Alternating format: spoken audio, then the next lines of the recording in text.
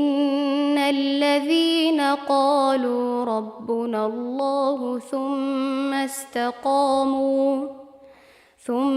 استقاموا تتنزل عليهم الملائكة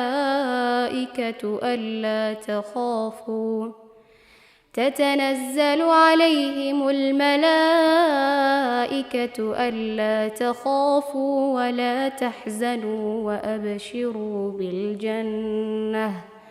وأبشروا بالجنة التي كنتم توعدون. نحن أولياؤكم